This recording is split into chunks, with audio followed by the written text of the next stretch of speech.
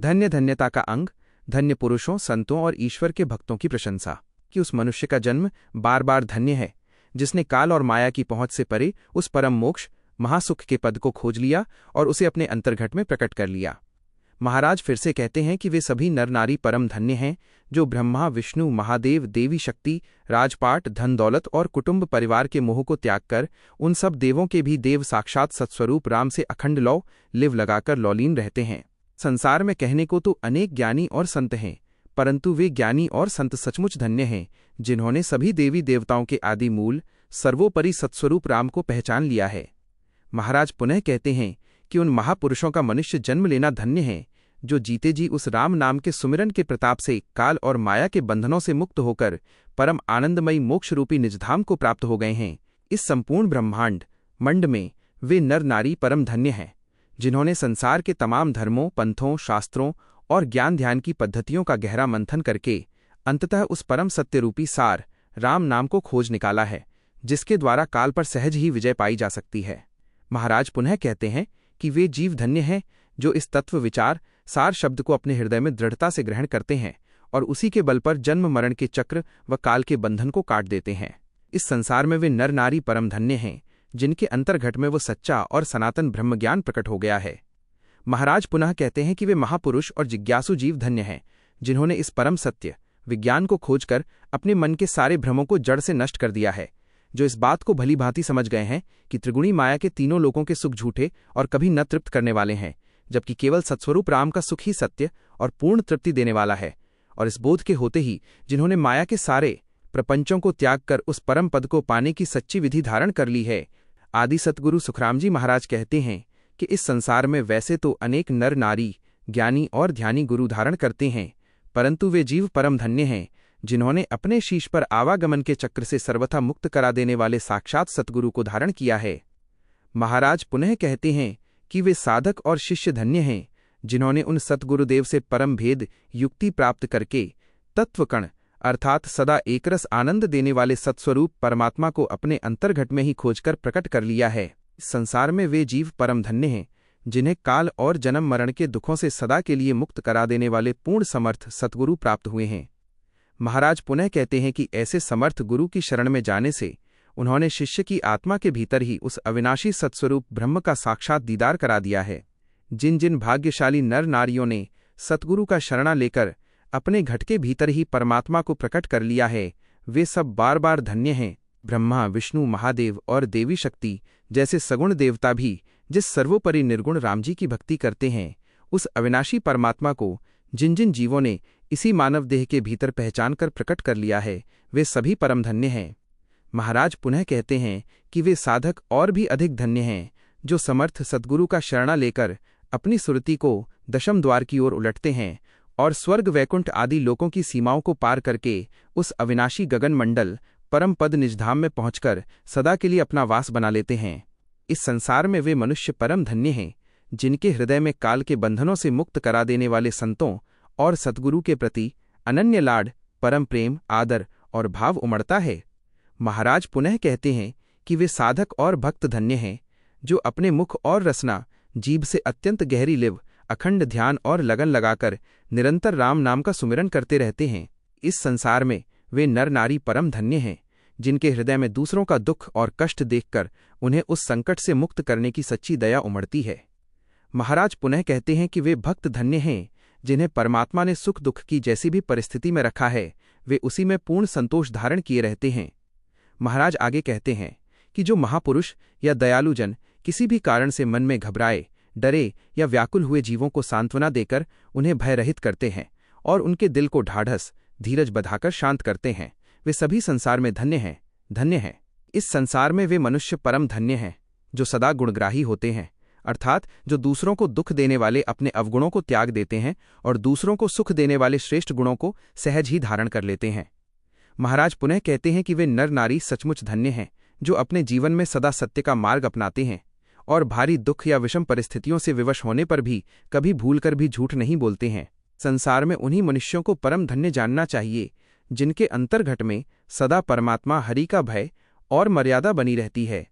महाराज पुनः कहते हैं कि वे साधक और भी अधिक धन्य हैं जो एक परमात्मा के सिवा संसार के अन्य किसी भी देवी देवता या मनुष्य से सुख पाने की अथवा अपना दुख मिटाने की कोई आशा, वैसी कोई कामना नहीं रखते, बल्कि केवल एक राम जी पर ही पूर्ण अटूट विश्वास रखते हैं। इस संसार में वे मनुष्य परम धन्य हैं, जिन्होंने अपनी विवेक बुद्धि से इस दृश्यमान जगत और इसके माया मोह के तमाम सुखों को सर्वथा मिथ्या झूठा जान लिया है। महाराज पुनः कहते हैं कि वे साधक और भी अधिक धन्य हैं, जो जीव को बंधनों में बांधने वाले मायावी कर्म कांडों, तीर्थ व्रतों और भ्रमित करने वाले ज्ञान ध्यान से सर्वथा रूठ गए हैं, उन्हें पीछे छोड़ चुके हैं और केवल एक अविनाशी सत्स्वरूप परमात्मा के सच्चे भक्ति मार्ग को दृढ़ता से धारण किए हुए हैं। इस संसार में उन मनुष्यों का जन्म लेना बार बार धन्य है, जिनके हृदय में संतों के प्रति अगाध आदर होता है और जो सत्स्वरूप संतों की महिमा को सराहते हैं, उनके वचनों का आदर करते हैं। महाराज पुनः कहते हैं कि वे परोपकारी जीव और भी अधिक धन्य हैं, जो सत्य के मार्ग पर चलते हुए संसार के निर्बल, दुखी, पीड़ित और असहाय नर नारियों की सेवा करते हैं और अपने सामर्थ्य अनुसार उन्हें अधिक से अधिक सुख व संबल पहुंचाते हैं। इस संसार में उन मनुष्यों का जन्म लेना परम धन्य है, जो रात दिन परमात्मा हरि के गुणानुवाद और भक्ति के आनंद में मतवाले मस्त रहते हैं। महाराज पुनः कहते हैं कि वे महापुरुष और संतजन और भी अधिक धन्य हैं, जो स्वयं तो लीन रहते ही हैं, साथ ही संसार के अन्य व्याकुल जीवों को भी माया मोह और ममता के भ्रमजाल से बाहर निकालते हैं और उन्हें सनातन आनंद देने वाले निज पद मोक्ष का मार्ग देकर उसका दाता बनते हैं। इस संसार में वे मनुष्य परम धन्य हैं, जिनके हृदय उर में उस काल रहित अणभय निर्भय पद का साक्षात अनुभव प्रकट हो गया है। महाराज पुनः कहते हैं कि वे महापुरुष और संत जन धन्य हैं, जो उस अणभय देश निजधाम को जाने वाले समस्त गुप्त मार्गों, गेला और विधियों को स्पष्ट रूप से वर्णन करके समझाते हैं तथा उस साधना मार्ग में आने वाले विघ्न बाधाओं और भ्रमों को दूर करने का अचूक उपाय जीवों को बताते हैं। जो संत शिष्य के हर भ्रम का और हर कर्मकांड के दुखों के परिणाम का सत्स्वरूप ज्ञान से सूक्ष्म निर्णय निवारण करके समझाते हैं और ज्ञान का असली अर्थ विचार कर बाहर निकालते हैं, वे संत धन्य हैं। महाराज कहते हैं कि ऐसे समर्थ संतों के पीछे पीछे उनके बताए मार्ग पर चलकर बहुत से नर नारियों का संसार से उद्धार हो जाता है। जो संत सत्स्वरूप देश का सच्चा उपदेश देते हैं, वे संत धन्य हैं। महाराज कहते हैं कि जो नर नारी उस उपदेश को अपने भीतर धारण झेल करते हैं, वे भी धन्य हैं। महाराज पुनः कहते हैं कि ऐसे उपदेश देने वाले और उसे ग्रहण करने वाले दोनों ही धन्य हैं, क्योंकि वे काल के दुखों से मुक्त होकर सदा के लिए महासुख के निज पद में समा जाते हैं। जो नर नारी समाज में चाहे ऊंचे उत्तम कुल या आचार के घर में जन्मे हों अथवा नीचे निम्न कुल या आचार के घर में जन्मे हों, परंतु यदि वे काल से मुक्त कराने वाली उस सत्स्वरूप विज्ञान की सच्ची भक्ति करते हैं, तो वे धन्य हैं। महाराज पुनः कहते हैं कि इस सच्ची भक्ति के बिना जो अन्य सांसारिक या भ्रमित करने वाली भक्ति करते हैं, वे चाहे ऊंचे कुल के हों या नीचे कुल के, अंततः काल का ग्रास बनते हैं। इसलिए संसार में उनका आना और जीना सब धिक्कार व्यर्थ ही कहा जाता है। वो राजा धन्य है, जो प्रजा के हर दुख पर विचार करके और असली तत्व सत्य को परख कर प्रजा को हर प्रकार का सुख पहुंचाने वाला सच्चा न्याय करता है।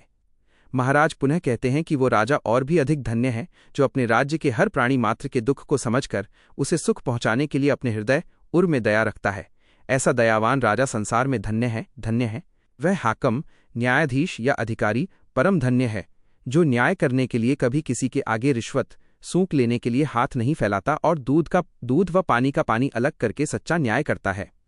महाराज पुनः कहते हैं कि वो न्यायाधीश और भी अधिक धन्य है, जो न्याय करते समय कभी कोई झूठी मिथ्या बात या कपट नहीं करता और न्याय में जरा सी भी खोट नहीं आने देता। ऐसा हाकम संसार में धन्य है। वह राजा और भी अधिक धन्य है, जो संतों से त्रिगुणी माया के परे का सत्स्वरूप ज्ञान पूछता है और उस पर विचार करता है। महाराज पुनः कहते हैं कि वो राजा धन्य है, जो जोगी, जंगम, सेवड़ा, सन्यासी, फकीर और ब्राह्मण, इन छहों दर्शनों षट दर्शन के संतों को सत्स्वरूप ज्ञान की खोज के लिए पूछता है और उनके ज्ञान में से सार रूप असली तत्व को समझकर उसे सद्गुरु के माध्यम से दृढ़ता से पकड़ लेता है। वो महाजन, व्यापारी या बनिया परम धन्य है, जो माल तोलते समय किसी के साथ जरा सा भी धोखा नहीं करता और किसी की घटती नुकसान नहीं करता। महाराज पुनः कहते हैं कि वो व्यापारी धन्य है, जो माल बेचते या खरीदते समय बंधे हुए सही नियमों और भाव के अनुसार ही लेन देन करता है तथा लोगों को तोलते या नापते समय कम ज्यादा करके किसी को नहीं ठगता। ऐसा ईमानदार महाजन संसार में धन्य है। वह मेरी स्त्री या पत्नी परम धन्य है, जो पूर्ण रूप से पतिव्रता है और अपने पति के प्रति सदा वफादार रहकर कोई धोखा नहीं करती। महाराज पुनः कहते हैं कि वह नर, पति या पुरुष भी संसार में धन्य है, जो शीलवान है और जो केवल एक परमात्मा हरि के रंग में रंगा हुआ है, अर्थात जो नीति से संसार का व्यवहार निभाते हुए राम नाम के सिमरन में लीन रहता है। संसार में केवल उन्हीं मनुष्यों को परम धन्य जानना चाहिए जो केवल एक परमात्मा रहमान अर्थात राम जी के प्रेम और सिमरन में पूरी तरह रंगे हुए हैं। महाराज पुनः कहते हैं कि उस एक परमात्मा को छोड़कर जो अन्य देवी देवताओं की भक्ति या सांसारिक माया मोह में लीन हैं, वे निश्चित ही झूठे मार्ग पर हैं और स्वयं को काल के चक्र से मुक्त कराने में सर्वथा असफल कालग्रासी हैं। वे ब्राह्मण परम धन्य हैं जो रात दिन केवल हरि अर्थात सत्स्वरूप ब्रह्म की भक्ति में ही मग्न और लीन रहते हैं। महाराज पुनः कहते हैं कि वे साधु भी धन्य हैं जो किसी के सामने याचना करने मांगने नहीं जाते। जिनमें गृहस्थी साधु वह धन्य है जो अपने और परिवार के लिए किसी के आगे हाथ नहीं पसारता और स्वयं मेहनत कष्ट करके अपना जीवन चलाता है, तथा वैरागी साधु वह धन्य है जो केवल अपनी आवश्यकता भर ही सत्परिवार से मांगता है और जरूरत से ज्यादा कोई जबरदस्ती भी दे तो भी उसे स्वीकार नहीं करता। वो क्षत्रिय, अनीति के विरुद्ध लड़ने वाला योद्धा परम धन्य है जो अपने भीतर क्षमा का स्वभाव रखता है, अर्थात जो बिना कारण की छोटी मोटी लड़ाइयों में हिस्सा नहीं लेता, सामर्थ्य होते हुए भी झगड़ा टंटा टालने के लिए सहन कर लेता है और शांति बनाए रखता है। महाराज पुनः कहते हैं कि वह क्षत्रिय और भी अधिक धन्य है जो छहों दर्शनों षट दर्शन के संतों और साधुओं की संगति में बड़े ही आदर, साध और नम्रता के साथ झुककर चलता है तथा उनसे ज्ञान के सार को ग्रहण करता है। जो नर नारी सत्स्वरूप देश में पहुंचाने वाली शुभ शुभ बातें ज्ञान की चर्चा करते हैं, वे सभी मनुष्य धन्य हैं। महाराज पुनः कहते हैं कि परंतु वास्तव में सच्चे धन्य तो वे हैं जो केवल शुभ बातें ही नहीं करते, बल्कि उन शुभ कर्मों के साथ साथ स्वयं परमात्मा हरि के रंग में रचे पचे रहते हैं और रात दिन हरि का सिमरन करते हैं। वे केवल बातें करने वालों से कहीं अधिक धन्य हैं। स्थान, घर, गांव या शहर परम धन्य है जहां परमात्मा हरि की दिव्य चर्चा और सत्संग होता है। महाराज पुनः कहते हैं कि जो मनुष्य उस स्थान पर परमात्मा के नाम सिमरन में पूरी तरह रंगे हुए लीन हैं, उनके समान संसार में दूसरा कोई भी नहीं है। वे नाम सिमरन करने वाले भक्त अन्य सभी लोगों से महान और श्रेष्ठ हैं। इस संसार युग में वे मनुष्य परम धन्य हैं जो काल के बंधनों से मुक्त कराने वाली सत्स्वरूप राम जी की भक्ति को धारण करते हैं और जगत में राम स्नेही के नाम से जाने जाते हैं। महाराज पुनः कहते हैं कि वे राम स्नेही संत और भक्त जिस बस्ती या गांव में निवास करते हैं, वो पूरी बस्ती और वो पूरा गांव भी धन्य है, क्योंकि उनके चरण पड़ने से वो स्थान भी पवित्र हो जाता है। जो मनुष्य इस संसार युग में राम स्नेही के रूप में प्रकट हुए हैं और सच्चे राम स्नेही कहलाए हैं, वे परम धन्य हैं। महाराज पुनः कहते हैं कि ऐसे समर्थ राम स्नेही भक्तों और संतों का मुख देखना चाहिए, अर्थात उनके पास जाकर उनके दर्शन और संगति करनी चाहिए, क्योंकि उनके दर्शन करने मात्र से ही जीव का कल्याण होता है और दर्शन करने वाला भी धन्य हो जाता है। हे संसार के सभी गांव और देश के वासियों, कान खोलकर सुनो। वे मनुष्य इस संसार में परम धन्य हैं जो सद्गुरु की सच्ची सेवा करते हैं और उनके बताए अनुसार उस घट घटवासी निर्गुण नाम बिना मुख के बोले जाने वाले शब्द को अपने भीतर प्रकट करके उसका सिमरन करते हैं। ऐसे नाम जपने वाले जीव धन्य हैं। इस संसार में काल के दुखों से छुड़ाने वाली उस सत्स्वरूप हरि परमात्मा की भक्ति परम धन्य है। महाराज पुनः कहते हैं कि ऐसे हरि की भक्ति का और उनके नाम का जो नर नारी सदा मुख से उच्चारण करते हैं, वे सभी धन्य हैं। आदि सतगुरु सुखराम जी महाराज कहते हैं कि जो जीव इस त्रिगुणी माया और काल के चक्र से सर्वथा परे के केवल ब्रह्म का ही विचार और भक्ति करते हैं, वे संसार में परम धन्य हैं। संसार में केवल उन्हीं मनुष्यों को परम धन्य जानना चाहिए जो उस आदि अंत के सच्चे निज नाम का निरंतर सिमरन करते हैं। महाराज पुनः कहते हैं कि उनसे भी अधिक धन्य वे महापुरुष और नर नारी हैं जो उस निज नाम को जपते जपते परमात्मा के उस अमर देश महासुख के गांव में जा पहुंचे हैं। वे सभी पूर्ण रूप से धन्य हैं। जो हंस जीव पूरब के 6 कमल उतरकर और पश्चिम दिशा के 6 कमल छेद कर 10वें द्वार में चढ़ जाते हैं तथा वहां काल व माया से परे उस अपने निज घर मूल स्थान में जाकर बैठ जाते हैं जहां से वे आदि में आए थे, वे सभी नर नारी इस जगत में परम सुखी हैं और धन्य